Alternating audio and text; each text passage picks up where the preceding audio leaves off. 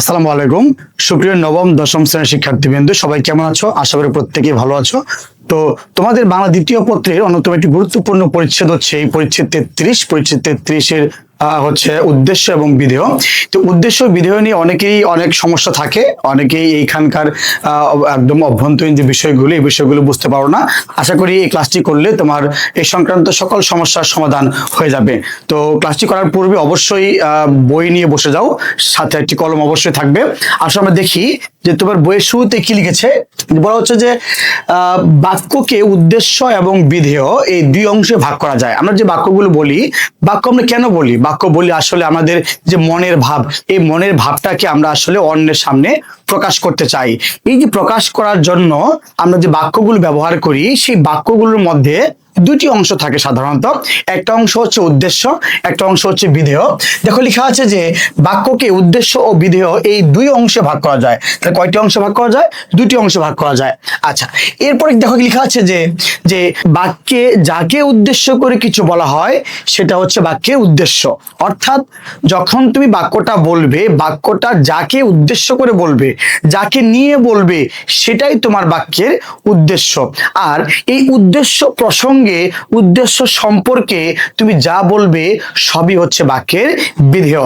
এই বিষয়টা এখানে লিখেছে। দেখো যে বাক্যকে উদ্দেশ্য করে কিছু বলা হয়, অর্থাৎ বাক্যে যাকে উদ্দেশ্য করে কিছু বলা হয় তাকেই বলা হচ্ছে কি উদ্দেশ্য। যেমন দেখো বইতে একটা বাক্য লেখা আছে, বাক্যটা কি? সুমন বল খেলে। আসলে আমরা একটা বাক্যটা একটু এখানে লিখি যে সুমন বল খেলে। একটু খেয়াল করো শিক্ষার্থী বন্ধুরা, এই যে সুমন বল খেলে, এটি একটি পূর্ণাঙ্গ বাক্য, তাই না? এটি একটি বাক্য। এই বাক্যে দুইটি অংশ আছে। অংশ দুটো কি? একটা হচ্ছে সুমন আর একটা হচ্ছে বল খেলে। দেখো তো, খেয়াল করে দেখো তো, এই বাক্যে আমি কাকে নিয়ে কথা বলছি? বাক্যে আমি কথা বলছি সুমনকে নিয়ে, তাই না? এই বাক্যে আমি সুমনকে নিয়ে কথা বলছি। অতএব এই সুমন হচ্ছে এই বাক্যের উদ্দেশ্য। এবার খেয়াল করে দেখো, সুমনকে নিয়ে আমি কি বলছি? সুমনকে নিয়ে বলছি যে সুমন বল খেলে। সুমনকে নিয়ে বলছে কি? বল খেলে। তাহলে এই বাক্যে এই যে বল খেলে, এই বল খেলে এই অংশটুকু হচ্ছে বাক্যের বিধেয় অংশ। এই বিষয়টাই দেখো তোমার বইতে লিখেছে যে যে এই বাক্যে সুমনকে উদ্দেশ্য করে কিছু বলা হচ্ছে, অতএব সুমন বাক্যটির উদ্দেশ্য পদ। আমরা লিখেছি যে সুমন বাক্যের উদ্দেশ্য পদ। এবার খেয়াল করে দেখো তোমার বইতে লেখা আছে বাক্যে উদ্দেশ্য সম্পর্কে যা বলা হয় তাই বিধেয়। দেখো লেখা আছে বাক্যে উদ্দেশ্য সম্পর্কে কি বলা হয়েছে? উদ্দেশ্য সম্পর্কে বলা হয়েছে বল খেলে। অতএব এই বাক্যে বল খেলে হচ্ছে বাক্যের বিধেয় অংশ। এবার একটু ভালো করে খেয়াল করে দেখো, এই যে তোমার উদ্দেশ্য এবং তোমার এই যে বিধেয়, এই দুইটা অংশের মধ্যে একটা ক্রিয়া থাকে, তাই না?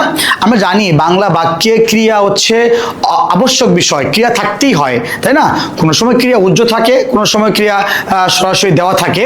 তো বাক্যের ক্রিয়াগুলো সাধারণত কোন অংশে থাকে? উদ্দেশ্য অংশে না বিধেয় অংশে? খেয়াল করে দেখো একটু, যে সুমন বল খেলে, এই বাক্যে ক্রিয়াপদ হচ্ছে এই যে খেলে। তাহলে এই খেলে অংশটা কোন অংশে আছে? উদ্দেশ্য অংশে না বিধেয় অংশে? খেয়াল করে দেখো, এই খেলেটা হচ্ছে বাক্যের বিধেয় অংশে আছে। অতএব আমরা বলতে পারি এটা যে বাক্যের বিধেয় অংশে ক্রিয়া থাকে। এই বিষয়টাই তোমার বইতে দেখো লেখা আছে যে বিধেয় অংশে সাধারণত ক্রিয়া থাকে। এটা কিন্তু পরীক্ষায় এমসিকিউ আসে। এবার দেখো এখানে বল খেলে অংশটি বাক্যের বিধেয়। এই বিষয়টি ব্যাখ্যা দিয়েছে। আমি আরেকবার স্পষ্ট করে বলি, বাক্যে সুমন হচ্ছে উদ্দেশ্য পদ, কারণ হচ্ছে সুমনকে নিয়ে আমি কথা বলছি, যাকে নিয়ে কথা বলা হবে সেই হচ্ছে বাক্যের উদ্দেশ্য।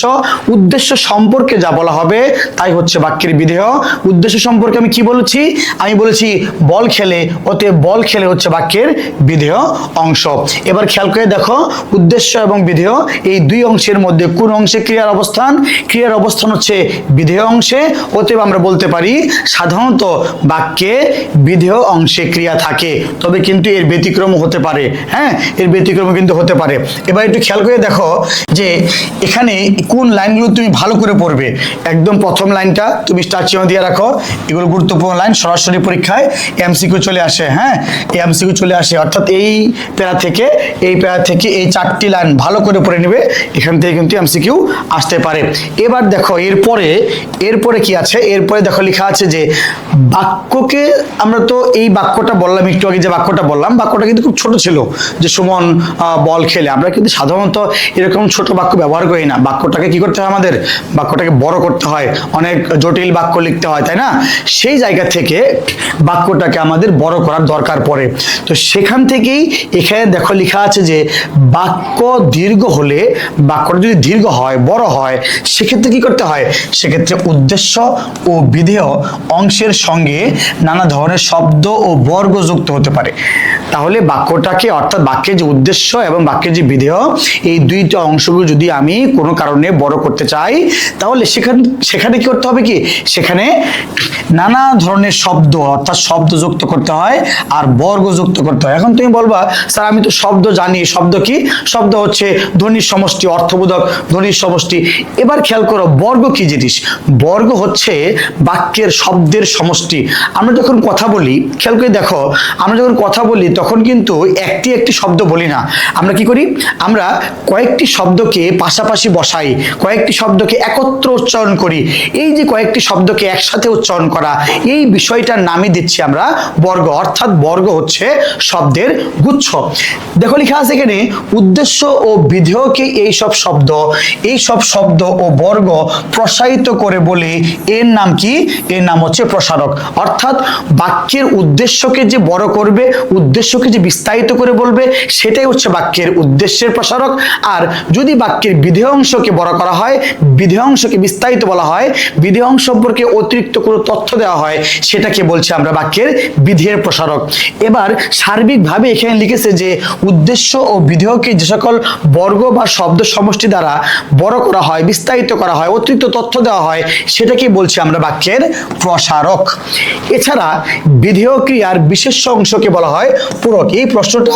এই প্রশ্নটা ঢাকা বোর্ড সহ বিভিন্ন বোর্ডে কিন্তু বারবার কিন্তু এই পরীক্ষা আসছে যে বিধেয় ক্রিয়ার বিশেষ অংশকে বলা হয়। তুমি ভালো করে দাগিয়ে রাখো, বিধেয় ক্রিয়ার বিশেষ অংশকে বলা হয় পূরক। আমরা দেখবো যে পূরক কোনটা, আমরা দেখি একটু নিচের যে এক্সাম্পলটা দেখো, তোমার বইতে লেখা আছে যে সেলিম সাহেবের ছেলে সুমন গাছতলায় বসে বই পড়ছে। একটু খেয়াল করে দেখো, এই বাক্যে আমি কাকে নিয়ে কথা বলছি, বাক্যে আমি কথা বলছি কাকে নিয়ে, সুমনকে নিয়ে। তাহলে এই বাক্যে সুমন হচ্ছে আমার উদ্দেশ্য পদ, তাই না? সুমনকে নিয়ে আমি কথা বলছি, আমরা বলেছিলাম যাকে নিয়ে কথা বলবে সেই উদ্দেশ্য। তো কাকে নিয়ে কথা বলছি আমরা এখানে, আমরা কথা বলছি সুমনকে নিয়ে, সুমন উদ্দেশ্য পদ। এবার খেয়াল করে দেখো তো, সুমনকে নিয়ে আমি কি বলছি, সুমনকে নিয়ে আমি বলছি যে বই পড়ছে, তাই না? সুমনকে নিয়ে আমি কি বলছি, বই পড়ছে। তাহলে এই অংশটুকু বাক্যের হচ্ছে বিধেয় পদ, তাই না? বিধেয়, তাই না? এটা বিধেয় অংশ, তাহলে এটা উদ্দেশ্য, এটা বিধেয়। এবার দেখো তো ভালো করে খেয়াল করে, উদ্দেশ্য যে অংশটা সুমন সম্পর্কে আমি এখানে অতিরিক্ত তথ্য দিয়েছি। সুমন যে উদ্দেশ্যটাকে বিস্তারিত করে বলছি। কি পরিচয় দিয়েছি আমি এখানে, দেখো লেখা আছে সেলিম সাহেবের ছেলে। এই সেলিম সাহেবের ছেলে, এটা দ্বারা খেয়াল করে দেখো তো কাকে বোঝায়, সেলিম সাহেবের ছেলে দ্বারা নিশ্চয়ই সুমনকে বোঝাচ্ছে, তাই না? সুমনকে বোঝাচ্ছে। তার মানে অতিরিক্ত তথ্য দিচ্ছে কার সম্পর্কে, উদ্দেশ্য সম্পর্কে। অতএব এই সেলিম সাহেবের ছেলে, এই অংশটুকুকে বলছে আমরা উদ্দেশ্যের প্রসারক। অর্থাৎ উদ্দেশ্য সম্পর্কে সে অতিরিক্ত তথ্য দিয়েছে, তাই না? তথ্য দিয়েছে, এজন্য এটাকে বলছি আমরা উদ্দেশ্যের প্রসারক। এবার খেয়াল করো, বই পড়ছে, আমরা বলেছিলাম বই পড়ছে বাক্যের বিধেয় অংশ। এই বিধেয় অংশটাকে সম্পর্কে আমি আরো কিছু বলেছি। কি বলেছি, যে গাছতলায় বসে, এই গাছতলায় বসে দ্বারা কিন্তু সুমনকে বোঝাচ্ছে না, গাছতলায় বসে দ্বারা এই অংশটুকু দ্বারা কিন্তু এই বই পড়া, এই যে বিধেয়, এটাকে মডিফাই করেছে। যার কারণে এই গাছতলায় বসে, এটা এই অংশটুকু হচ্ছে আমাদের বিধেয়ের প্রসারক। এই অংশটুকু লিখে রাখো যে বিধেয়ের প্রসারক। আচ্ছা, এটা হচ্ছে উদ্দেশ্যের প্রসারক আর এটা হচ্ছে বিধেয়ের প্রসারক। দেখো এই অংশটুকু কিন্তু এখানে তোমার বইতে ব্যাখ্যা দেওয়া আছে। এবার বলতে পারো স্যার একটু আগে বললেন যে পূরক কোথায়, খেয়াল করে দেখো একটু। আমরা বলেছিলাম এখানে যে বিধেয় ক্রিয়ার বিশেষ অংশকে পূরক বলা হয়। এবার দেখো তো, আমরা বলেছিলাম যে এর পূর্বে বলেছিলাম যে বাকি যে দুইটি অংশ, এই দুইটি অংশের মধ্যে একটা অংশ হচ্ছে উদ্দেশ্য, একটা অংশ হচ্ছে বিধেয়। বাক্যের ক্রিয়া থাকে কোথায়? বাক্যের ক্রিয়া থাকে নিশ্চয়ই বিধেয় অংশে। এই যে বাক্যের ক্রিয়া যে পড়ছে, এই ক্রিয়ার পূর্বে খেয়াল করে দেখো, এই ক্রিয়াটার পূর্বে একটা নাউন আছে এখানে, তাই না? নাম আছে, বিশেষ্য পদ আছে। কোনটা বিশেষ্য পদ? এই যে বই, এই বইটা হচ্ছে বিশেষ্য পদ। অর্থাৎ ক্রিয়ার পূর্বে যে বিশেষ্যটা থাকে সেই বিশেষ্যটার নামই হচ্ছে পূরক। অর্থাৎ বিধেয় অংশের যে ক্রিয়া থাকে সেই ক্রিয়ার পূর্বে যে বিশেষ্য থাকে সেই বিশেষ্যের নামই হচ্ছে পূরক। এই জন্য বলেছে বইতে যে বিধেয় ক্রিয়ার বিশেষ্য অংশকে বলা হয় পূরক। তো শিক্ষার্থী বন্ধুরা, আশা করি এই অংশটুকু বুঝতে পেরেছ। এরপরে খেয়াল করে দেখো, তোমার বইতে এরপরে লেখা আছে যে তবে এই যে উদ্দেশ্য, আমরা জানি যে উদ্দেশ্য সাধারণত কি হয়, বাক্যের শুরুতে বসে, কিন্তু কোনো কোনো ক্ষেত্রে উদ্দেশ্য বাক্যের পিছনের অংশে অর্থাৎ বাক্যের শেষাংশেও বসতে পারে। কিন্তু সেক্ষেত্রে উদ্দেশ্য আর বিধেয়ের পরিচয়, সে পরিচয় কিন্তু পাল্টাবে না। একটু খেয়াল করে দেখো, এখানে কি লিখেছে যে তবে উদ্দেশ্য ও বিধেয়ের এই অবস্থান বদলে যেতে পারে। খেয়াল করো, চিনি বা শর্করা, আমি এখানে কাকে নিয়ে কথা বলছি? আমি কথা বলছি চিনি বা শর্করাকে নিয়ে। তো যাকে নিয়ে কথা বলবো সেটা উদ্দেশ্য। অতএব চিনি বা শর্করা হচ্ছে বাক্যের উদ্দেশ্য, তাই তো? চিনি বা শর্করা হচ্ছে বাক্যের উদ্দেশ্য পদ। আচ্ছা, একটু খেয়াল করে এখানে যে উদ্দেশ্য। এবার দেখো, চিনি বা শর্করা নিয়ে আমি কি বলেছি? চিনি বা শর্করা নিয়ে বলেছি যে তৈরি হয়, এই তৈরি হয় এই অংশটুকু হচ্ছে বাক্যের বিধেয় অংশ। এবার দেখো তো, এই যে মধ্যবর্তী একটু অংশ দেওয়া আছে এখানে, যে এই সব মিলিয়ে দ্বারা কি চিনি বা শর্করাকে বোঝায়? না, এই সব মিলিয়ে দ্বারা আসলে তৈরি হওয়াকে নির্দেশ করে। যেহেতু সে বিধেয়কে সম্প্রসারণ করেছে, এই বিধেয়কে বিস্তারিত করে বলেছে, বড় করে লিখেছে, সেহেতু আমরা এটাকে বলবো কি বিধেয়ের প্রসারক। এটা হচ্ছে বিধেয়ের প্রসারক। কোনটুকু? এই সব মিলিয়ে হচ্ছে বিধেয়ের প্রসারক। এবার দেখো, এই বাক্যটার অবস্থান বদলে যেতে পারে। খেয়াল করো, বাক্যটাকে এভাবেও লেখা যেতে পারে। দেখো তোমার বইতে কিভাবে লেখা আছে, এই সব মিলিয়ে তৈরি হয় চিনি বা শর্করা। এবার খেয়াল করো, এতক্ষণ চিনি বা শর্করা কোথায় ছিল? বাক্যের শুরুতে ছিল। এখন চিনি বা শর্করা কোথায় লেখা আছে? বাক্যের শেষাংশে লেখা আছে। খেয়াল করে দেখো তো, আমি কাকে নিয়ে কথা বলছি? দুইটা বাক্যেই, আমি কিন্তু দুটি বাক্যেই এই চিনি বা শর্করাকে নিয়েই কথা বলছি। তার মানে এই চিনি বা শর্করা অর্থাৎ এই উদ্দেশ্য পদ বাক্যের যেখানেই থাকুক না কেন, সে হচ্ছে উদ্দেশ্য। অতএব এই যে চিনি বা শর্করা হচ্ছে বাক্যের উদ্দেশ্য, যদিও সে বাক্যের শেষাংশে বসেছে। এবার খেয়াল করো, বাক্যের ক্রিয়া কোনটা? বাক্যের ক্রিয়া হচ্ছে তৈরি হয়। আমি কাকে নিয়ে কথা বলছিলাম? আমি কথা বলছি চিনি বা শর্করা নিয়ে। চিনি বা শর্করা নিয়ে কি বলেছি? তৈরি হয়। অতএব এই তৈরি হয় হচ্ছে বাক্যের বিধেয় অংশ, তাই না? বাক্যের বিধেয়। এবার খেয়াল করো, এই সব মিলিয়ে দ্বারা কাকে বোঝাচ্ছে? এই সব মিলিয়ে দ্বারা কিন্তু এই যে তৈরি হওয়া যে বিধেয়, সেই তৈরি হওয়াকে বোঝাচ্ছে। যার কারণে এই সব মিলিয়ে হচ্ছে বিধেয়ের প্রসারক। অর্থাৎ আমরা এটা বুঝতে পারলাম যে বাক্যে উদ্দেশ্য বা বিধেয় যেখানেই বসুক না কেন, যাকে নিয়ে কথা বলা হবে সেই উদ্দেশ্য, আর উদ্দেশ্য সম্পর্কে যা বলা হবে তাই হচ্ছে বাক্যের বিধেয় অংশ। এই অংশটুকুই তোমার এখানে বিস্তারিত বলা আছে, এটা আলাদা করে পড়া কিছু নেই। আমরা এখানে অলরেডি এই উদাহরণ মধ্যে আমরা পড়ে ফেলেছি। তবু একটু আমি বলে দেই যে উপরের প্রথম বাক্যে উদ্দেশ্য চিনি বা শর্করা প্রথমে বসেছে, বিধেয়ের প্রসারক এই সব মিলিয়ে মাঝখানে বসেছে, এবং বিধেয় ক্রিয়া তৈরি হয় শেষে বসেছে। অন্যদিকে দ্বিতীয় বাক্যে চিনি বা শর্করা শেষে বসেছে, বিধেয়ের প্রসারক এই সব মিলিয়ে প্রথমে বসেছে, এবং বিধেয় ক্রিয়া তৈরি হয় মাঝখানে বসেছে। অর্থাৎ অবস্থানটা বদলে যাবে, কিন্তু তার যে প্রকৃত পরিচয় সেটা কিন্তু পাল্টাবে না। আর একটু আস্তে দেখো, একটু আমরা খেয়াল করি। সাধারণত বাক্যের উদ্দেশ্য, খেয়াল করে দেখো লিখেছে যে সাধারণত উদ্দেশ্যের পূর্বে উদ্দেশ্যের প্রসারক। একটু ভালো করে মনে রাখো, এখানে শব্দটা কি বলেছে? সাধারণত। তার মানে এর ব্যতিক্রমও থাকতে পারে। বলেছে কি সাধারণত, অর্থাৎ বেশিরভাগ ক্ষেত্রেই এই নিয়মটা প্রযোজ্য। কোন নিয়মটা? যে উদ্দেশ্যের পূর্বে উদ্দেশ্যের প্রসারক বসবে, আর বিধেয়ের পূর্বে বিধেয়ের প্রসারক বসবে। এটা কি সাধারণ নিয়ম, এভাবেই হয়। খেয়াল করো, তাহলে যদি পরীক্ষায় প্রশ্ন আসে যে সাধারণত উদ্দেশ্যের পূর্বে কি বসে, তুমি লিখবা উদ্দেশ্যের পূর্বে উদ্দেশ্যের প্রসারক। আর বিধেয়ের পূর্বে কি বসে? বিধেয়ের পূর্বে বসে বিধেয়ের প্রসারক। তবে এই যে বিধেয় অংশ, এই বিধেয়ের স্থান স্থান, ভালো করে মনে রাখো, পরীক্ষা প্রশ্ন আসছে এখান থেকে যে স্থান ও কাল সংক্রান্ত, স্থান তো বুঝি জায়গা, কাল মানে সময়, অর্থাৎ জায়গা এবং সময় সংক্রান্ত যে বিধির প্রসারকগুলো, এই প্রসারকগুলো উদ্দেশ্যের পূর্বেও বসতে পারে। তাহলে পরীক্ষা যদি প্রশ্ন আসে যে বিধির স্থান ও কাল সংক্রান্ত প্রসারক কোথায় বসতে পারে, কোথায় বসতে পারে? উদ্দেশ্যের পূর্বে বসতে পারে, উদ্দেশ্যের পূর্বে কিন্তু বসতে পারে। তো শিক্ষার্থী বন্ধুরা একটু খেয়াল করে দেখো, আমরা বলেছিলাম যে বিধির স্থান ও কাল সংক্রান্ত প্রসারক উদ্দেশ্যের পূর্বে বসতে পারে। এবার একটু খেয়াল করে দেখো, এই উদাহরণটা তোমার বইতে সুন্দর করে দেওয়া আছে। উদাহরণটা দেখো, 1952 সালে ঢাকার রাজপথে বাঙালি জাতির অহংকার রফিক সালাম বরকত জব্বার মাতৃভাষার জন্য জীবন উৎসর্গ করেছিলেন। এবার একটু খেয়াল করে দেখো, বাক্যটার নিচে কিন্তু দাগ দেওয়া আছে। কারণ তোমার মনের মধ্যে প্রশ্ন জাগতে পারে যে বাক্যটার নিচে দাগ দেওয়া কেন? বাক্যটার নিচে দাগ দেওয়া এই কারণে, এখানে দাগ দিয়ে দিয়ে এটার বাক্যটার বর্গ নির্ণয় করেছে। আর আমরা বলেছিলাম বর্গ কি জিনিস? বর্গ হচ্ছে শব্দের গুচ্ছ, বর্গ হচ্ছে শব্দের গুচ্ছ। এবার খেয়াল করো, এই যে বাক্যটা, এত বড় বাক্যটা, এই বাক্যটার উদ্দেশ্য পদ কোনটা? তোমার কিন্তু উদ্দেশ্য পদটা বের করতে হবে। উদ্দেশ্য পদটা তুমি কিভাবে এই বাক্য থেকে বের করবা? বের করার একটা সহজ প্রক্রিয়া হচ্ছে, আমি কাকে নিয়ে কথা বলছি।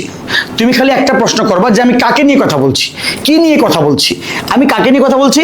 রফিক সালাম বরকত জব্বারকে নিয়ে কথা বলছি। অতএব এই রফিক সালাম বরকত জব্বার, এটা হচ্ছে এই বাক্যের উদ্দেশ্য পদ, তাই না? রফিক সালাম বরকত জব্বারকে নিয়ে যদি কথা বলছি, এটা বাক্যে হচ্ছে উদ্দেশ্য। এবার খেয়াল করে দেখো তো, রফিক সালাম বরকত জব্বারকে নিয়ে আমি কি বলছি? রফিক সালাম বরকত জব্বারকে নিয়ে আমি কি বলছি? বলছি আমি জীবন উৎসর্গ করেছিলেন, এটা হচ্ছে বাক্যের বিধেয়। আমরা পূর্বেই বলেছিলাম যে যাকে নিয়ে কথা বলা হয় সে উদ্দেশ্য, আর উদ্দেশ্য প্রসঙ্গে, উদ্দেশ্য সম্পর্কে যা বলা হয় সেটা হচ্ছে বাক্যের বিধেয়। তাহলে আমরা বাক্যের উদ্দেশ্য পেয়ে গিয়েছি, আর বাক্যে কি পেয়ে গেছি? আমরা বাক্যের বিধেয় অংশ পেয়ে গিয়েছি। এবার আমাকে নির্ণয় করতে হবে বাক্যের এই যে উদ্দেশ্য এবং বিধেয় ছাড়াও আমাকে কি নির্ণয় করতে হবে? উদ্দেশ্যের প্রসারক আর বিধেয়ের প্রসারক। একটু খেয়াল করে দেখো, রফিক সালাম বরকত জব্বার, এর পূর্বে কি লেখা আছে? বাঙালি জাতির অহংকার।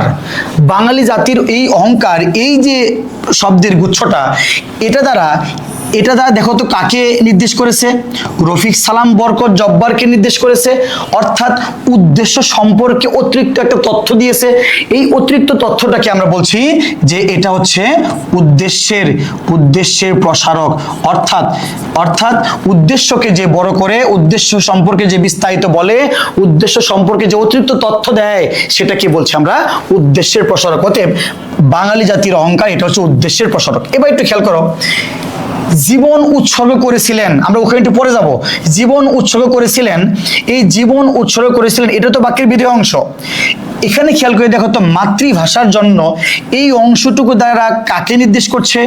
জীবন উৎসর্গ করেছিলেন এই অংশটুকু নির্দেশ করছে। অতএব এই মাতৃভাষার জন্য এটাকে বলছি আমরা বিধের প্রসারক। আচ্ছা, তো 1952 সালে ঢাকার রাজপথে, তাহলে এটা কি? তোমার মনে প্রশ্ন আসতে পারে যে 1952 সালে ঢাকার রাজপথে এটা কি? এটা বোঝার জন্য তোমার জন্য আমি একটা বাক্য রেখেছি এখানে, খেয়াল করে দেখো। এটা বোঝার জন্য এই বাক্যটাকে বুঝতে হবে আগে। আমরা যে বাক্যটা পূর্বে পড়েছি, এই বাক্যটার প্রকৃত যে বাক্যটা, অর্থাৎ মূল যে বাক্যটা, সেই বাক্যটা হচ্ছে এই বাক্যটা। যদিও এই বাক্যটা তোমার বইতে লেখা নেই, একটু খেয়াল করে দেখো। রফিক সালাম বরকত জব্বার, আমি একটু সংক্ষেপে লিখি, এটা উদ্দেশ্য। বাঙালি জাতির অহংকার, এটা হচ্ছে উদ্দেশ্যের প্রসারক। 1952 সালে এবং ঢাকা রাজপথে, এটা একটু পরে আসি আমরা বলেছিলাম যে জীবন উৎসর্গ করেছিলেন, এটা হচ্ছে বাক্যের বিধেয়। মাতৃভাষার জন্য আমরা পূর্বেই বলেছি, এটা হচ্ছে বাক্যের বিধের প্রসারক। এবার খেয়াল করে দেখো তো, 1952 সালে ঢাকা রাজপথে, এটা আসলে বিধের প্রসারক। এটা আসলে বিধের প্রসারক বাক্যে। আমরা যদি বাক্যটাকে দুটো অংশে ভাগ করি, আমরা পূর্বে বলেছিলাম অধ্যায়ের শুরুতে যে একটা বাক্যের দুটো অংশ থাকে, একটা উদ্দেশ্য অংশ, একটা বিধেয় অংশ। এই অংশটুকু উদ্দেশ্য অংশ, এই 1952 সাল থেকে করেছিলেন এই পর্যন্ত বিধেয় অংশ। তাহলে এই যে বিধেয় অংশ, এই বিধেয় অংশে এই যে 1952 সাল, এটা দ্বারা কাল বা সময় বোঝাচ্ছে, এবং ঢাকার রাজপথে এটা দ্বারা কিন্তু আমার স্থান বোঝাচ্ছে।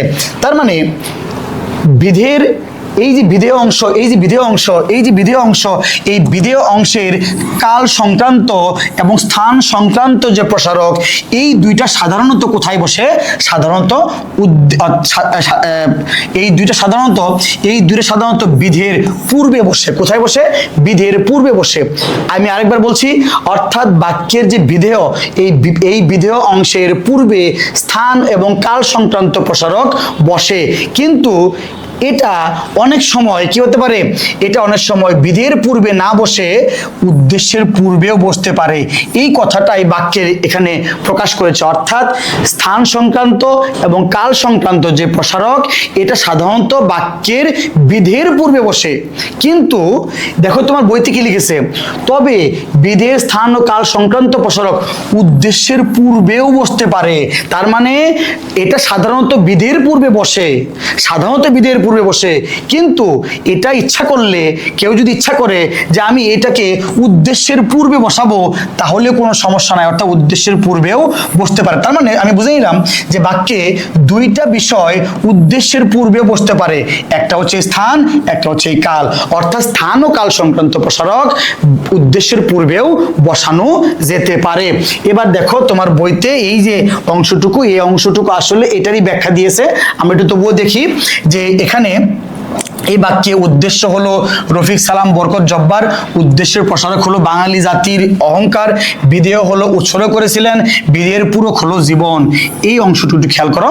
আমরা এর আগে এখানে আমরা বলেছিলাম যে বাক্যের যে ক্রিয়া, এই যে ক্রিয়া, হ্যাঁ, উৎসর্গ করা, এই উৎসর্গ করা যে ক্রিয়া, এই ক্রিয়ার পূর্বে যে বিশেষ্য থাকে, এই যে জীবন, এই জীবনটা কি? জীবনটা বিশেষ্য পদ না? এই জীবনটা বিশেষ্য পদ না? খেয়াল করে দেখো তো, এই জীবনটা বিশেষ্য, নাম বোঝাচ্ছে না? তাহলে এই যে বিশেষ্য পদ, এর নামটাই দিয়েছি আমরা কি? পূরক। অর্থাৎ বাক্যের যে বিধেয়, এই যে উৎসর্গ করেছিলেন, এই বিধেয় ক্রিয়ার, এই ক্রিয়ার পূর্বে যে নাউন থাকে, যে বিশেষ্য থাকে, তার নামই হচ্ছে পূরক। এই বিষয়টা এখানে বলেছে যে উৎসর্গ করেছিলেন, এটা হচ্ছে বাক্যের ক্রিয়া, আর বিধের পূরক হলো জীবন, কারণ এই জীবনটা হচ্ছে বিশেষ্য পদ এবং সে বাক্যের ক্রিয়া, এই ক্রিয়ার পূর্বে তার অবস্থান, যার কারণে এই জীবন হচ্ছে বাক্যের পূরক। এটা কিন্তু পরীক্ষা আসে। খেয়াল করে দেখো, আরেকটু আছে এখানে যে অন্যদিকে 1952 সালে ঢাকার রাজপথে এবং মাতৃভাষার জন্য, এই তিনটি অংশ হচ্ছে বিধের প্রসারক। আমরা পূর্বে বলেছি যে 1952 সাল, ঢাকার রাজপথ এবং মাতৃভাষার জন্য, এই তিনটা হচ্ছে বিধের প্রসারক। যদিও স্থান ও কাল সংক্রান্ত যে প্রসারক দুইটা, সেই দুইটা উদ্দেশ্যের পূর্বে অবস্থান করছে। এটা একটু ব্যতিক্রম, কিন্তু স্বাভাবিকভাবে স্বাভাবিক যে বাক্যটা ছিল, সেই বাক্যটা একটু ভালো করে একটু খাতায় তুমি লিখে রাখতে পারো যে এখান থেকে যে স্থান এবং কাল সংক্রান্ত প্রসারক, এই দুইটাকে তুমি এখানে নিয়ে চলে গিয়েছো। হ্যাঁ, এটাই আসলে মূল বাক্য, এটা মূল বাক্য। এই মূল বাক্যটাকে চেঞ্জ করে পরবর্তীতে বইয়ের যে লেখক তিনি এভাবে লিখেছেন। আশা করি এই অংশে, অর্থাৎ উদ্দেশ্য এবং বিধেয়, এই অংশ সংক্রান্ত প্রত্যেকটা বিষয় তোমার স্পষ্ট হয়েছে। এই অধ্যায়টা খুব কঠিন না, এখানে সর্বোচ্চ 20টার মতো এমসিকিউ থাকে, এর বেশি এমসিকিউ এখানে নাই। হ্যাঁ, এই অধ্যায়ে যে লাইনগুলো আমি দাগিয়ে দিয়েছি, লাইনগুলো ভালো করে দাগিয়ে রাখো। আশা করি অন্য কোনো নোট বই, গাইড বই, অন্য কোনো সহায়ক বইয়ের তোমার হেল্প নিতে হবে না। তুমি এই বইটা, মেইন বইটা পড়েই তুমি পরীক্ষায় বাজিমাত করতে পারবে। যারা আমাদের ক্লাসগুলো দেখছো, আমাদের ক্লাসগুলো যদি ভালো লাগে, আমাদের ক্লাসগুলোকে লাইক, কমেন্ট এবং শেয়ার করে বন্ধুদের কাছে পৌঁছে দাও। আশা করি প্রত্যেকে বুঝতে পেরেছো। আগামী ক্লাস দেখার আমন্ত্রণ জানিয়ে আজকে এখানে শেষ করছি। আল্লাহ হাফেজ।